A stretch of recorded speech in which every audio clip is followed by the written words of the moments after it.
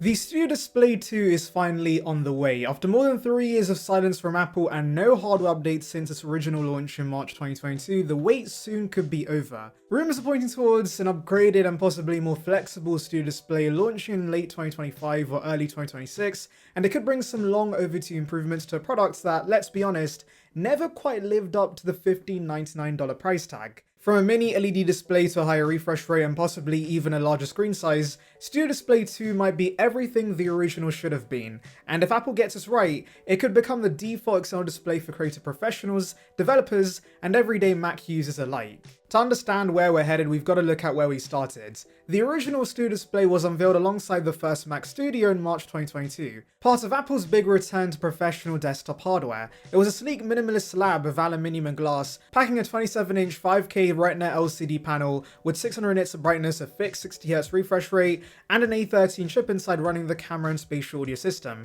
and a clean set of ports, one Thunderbolt 3 and 3 USB-C. And yes, it looked fantastic on your desk, but the moment you realized the default model couldn't even raise or lower its height unless you paid an extra $400 for a tilt and high adjustable stand, things got awkward. Also, the display itself was essentially the same LCD display older Macs were using for years, so it wasn't anything special. Despite that, the Studio Display carved out a niche audience of people who wanted something with Apple's industrial design and macOS integration. It wasn't a Pro Display XDR, but it wasn't also trying to be, but over the last few years, the rest of the industry has caught up fast. You now get excellent 27-inch and even 32-inch displays with better refresh rates, higher brightness, true HDR, full adjustability with similar or better color accuracy, all for under $1,000. That's left Apple's Studio Display looking a little stuck in time, but finally in 2025 things might be changing. The biggest update coming to Studio Display 2 and the most reliable rumors so far is the switch to MiniLED. This comes from Ross Young, a well-respected display analyst,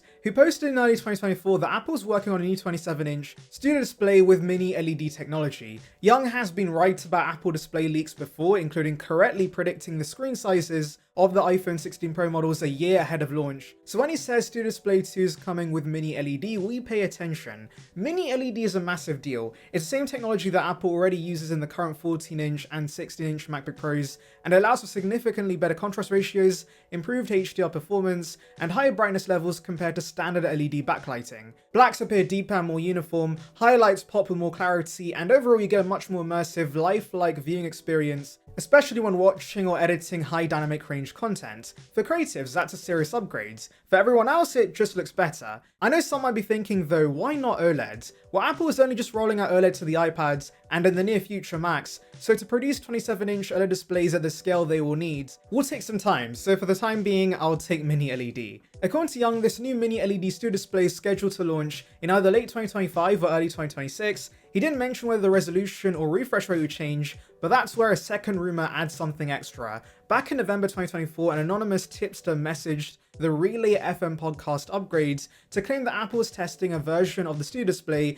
with a 90Hz refresh rate. That would be a clear improvement over the current 60Hz, and while it wouldn't match the 120Hz ProMotion we have on iPhones and higher-end Macs, it would make scrolling, animations, and video playback look much smoother and more modern. A bump to 90Hz would also reduce eye strain for some users, and would bring Apple's Studio Display closer to what people expect from a high-end panel in 2025. Now, it's worth noting that this source hasn't been verified. Unlike Ross Young or Min-Chi Kuo, this isn't someone with a track record, but considering the iPhone 17 is finally getting 120Hz and we've heard murmurs about the iPad Air getting 90Hz, it seems Apple's finally eradicating 60Hz panels from their range of products. That's pretty great. And you know what else would be great? A sub to this channel. We're trying to hit 20,000 subscribers, so every sub counts, guys. It would bring you the latest about Apple right to your subscription box, so please consider it. Join the Surround Byte gang now. Anyway, Bloomberg's Mark Gurman also recently reported that Apple's preparing to launch a new external display in the first half of 2026. And by the way, I think that makes the most sense. I'm assuming we'll see the new Studio Display alongside the new Mac Studio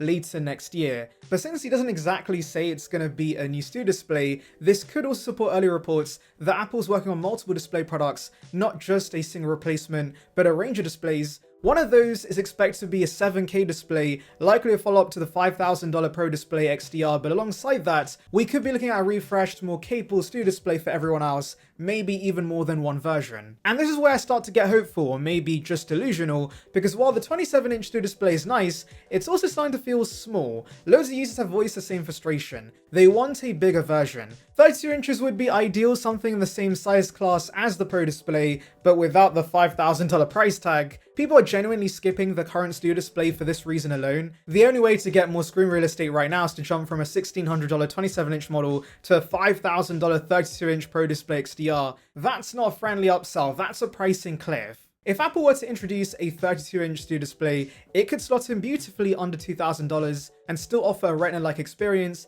They could go with a 6K resolution, which would be perfect for Retina scaling at 32 inches. It would solve the size issue and give users more choice. Even if the base model stayed at 27 inches, having a larger model would make a lot of sense and would help Apple compete with a flood of excellent third-party displays now dominating that segment. But of course, no Studio Display conversation is complete without talking about the stand. Apple's decision to ship a $1,600 monitor without height adjustment in 2022 still feels absurd in 2025. Nearly every $300 monitor includes a fully adjustable stand, lift, swivel, height as standard.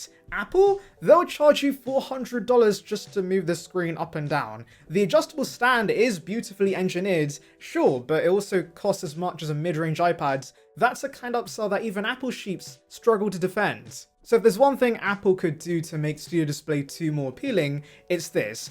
Either include the adjustable stand in the base price, or come up with a new solution, make it modular, maybe offer several stand options from third parties. I know that's unlike Apple, but in 2026, if I'm still stacking books under a $1,600 display, something has gone horribly wrong. At this point, the picture of Studio Display 2 is starting to take shape. MiniLED is almost a lock, a 90Hz refresh rate is possible, and would very much be a welcome surprise. A 32-inch version feels unlikely, but if Apple's working on multiple displays, it's not out of the question. What we don't know yet is whether they'll upgrade the webcam, improve the speakers, upgrade the internal chipset from the A13. It's not like this needs more power, considering the A13 currently only powers the center stage camera and spatial audio speakers. But the A13 is also very old and out of circulation, so it may just get a new chipset that's easier to repurpose, maybe the A15 or A16. Either way, it feels like this time around Apple might be ready to do the Studio Display properly. The first one laid the foundation, now it's time for them to build something that really justifies the price. If the Studio Display 2 can deliver true HDR, better motion handling, improved ergonomics, and maybe even a more flexible size option,